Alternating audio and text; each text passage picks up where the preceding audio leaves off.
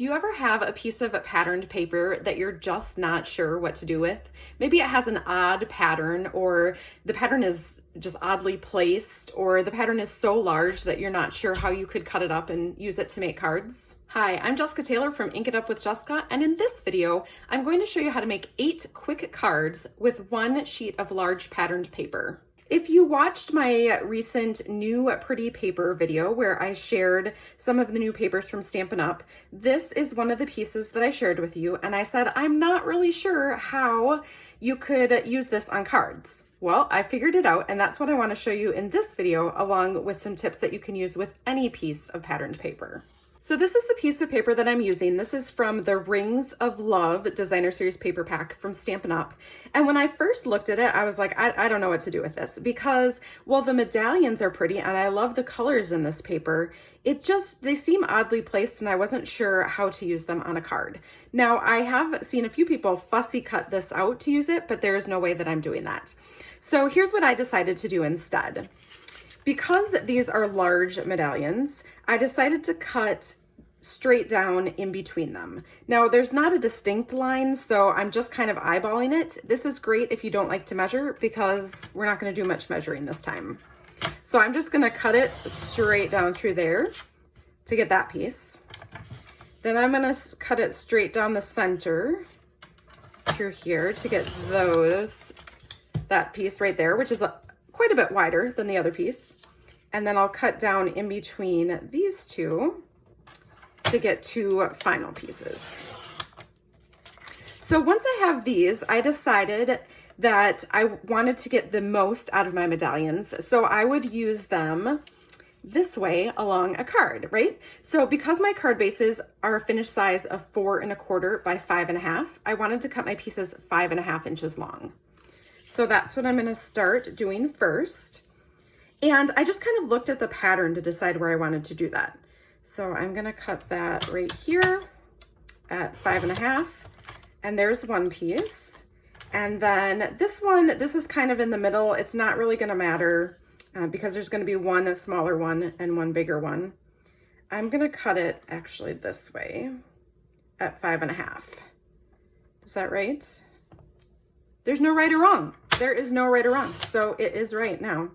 So that's what we're going to do. So I might not have the same exact cards that I ended up with the first time I cut up this paper, but that is totally okay. So I'm going to, again, start with the big medallion on top and go 5 1/2. And again, this is a wider piece. And then again at 5 1/2. Now I design a lot of one-sheet wonders. So a one-sheet wonder template is where you cut up 1 sheet of 12 by 12 pattern paper like this, or it can be 6 by 6 as well, whatever size you have. But you cut it up into pieces that then you can use every single piece on a card with no waste. So I design a lot of those one-sheet wonder templates. And when I do that, there's no extra waste. With this one, because I'm just kind of cutting it up, I did have some smaller pieces that I wasn't quite sure if I would use. I am totally okay throwing these away. I might also use them on the inside of my card. It's up to you what you decide is worth keeping and trying to use on something else. But once I had all of my pieces cut into these 5-inch strips, then I set to looking how I could use them on my cards. One thing I love about Stampin' Up! Designer Series paper is they tell you right on the back of the package what colors coordinate with it. So this piece here coordinates with mint macaron. And so that's what I'm using for my card base. I'm just gonna cut it at 5 1/2 inches. And then I'll score it at 4 1/4 inches. So I'm not gonna do it for this video, but when I made my first 8 cards, I made them all at once. So I made all the card bases at once, all the greetings at once to make it go really fast. So then I'm just gonna fold this in half on my score line, but I always match up the corners so that I have a nice card base. Give it a good crease with my bone folder. And then I'm just gonna pick one of these pieces to make a card with. It doesn't really matter which one. I'm gonna pick this one. Okay, so this one has 2 nice medallions on it, but they're kind of offset a little bit, which I could use like that, but I decided to tear down one edge. So I just use my thumbs to kind of guide the paper and give it a tear. This actually gives it a white edge, and you can make it as small or as large as you want to. But I liked how that looked with the medallions and kind of made it so it didn't matter that they were offset or not perfectly centered. So then I'm gonna go ahead and just tape that onto the front of my card. You can see the back of this paper has some houses on it. So maybe you just like that piece better and you wouldn't even want to use the medallion side. But I hope that you can use these tips to make cards with any kind of pattern paper that you have. So there's the base of my card. Then when I went to do the greeting for my card, one of the colors that matched this paper was Night of Navy, which as you can see is a pretty dark blue color. And so when I stamped my happy birthday in Night of Navy full strength, the greeting was really dark and I didn't like it as much. So let me give you a little tip. Real quick, I'm gonna punch a banner end first with the Pick a Banner punch. So on the bottom, you just push that in so that it opens up. So you're just gonna push your strip all the way in and make sure it's centered.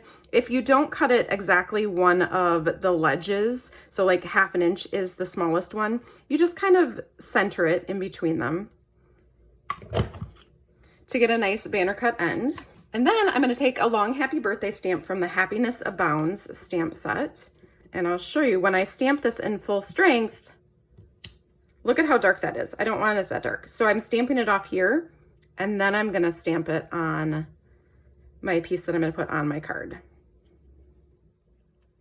So it just gives it a little bit more of a faded look. And this actually looks more like a faded denim. And it's not quite as crisp. So it looks like someone actually could have written this with a pen. I just love it. So I'm just gonna come with my paper cutter and cut this off at the end of the birthday so that it's the right length. And then add this to my card. I'm actually putting tape directly on this. For these cards, I put them up on dimensionals, your choice. So one of the things when I was making these cards, and I can show you real quick, is that I put the greetings in different places. Now, sometimes that's because this was in between medallions, and that's where I wanted to cover up, you know, just kind of this blank space here. That's what I did with these. This one's up higher because there's a big blank space without a medallion. Again, in between. So you can see how it kind of changes up the cards. So even though I'm using the same paper with all of these and the same layout, every card is just a little bit different. And that is what makes your handmade cards unique.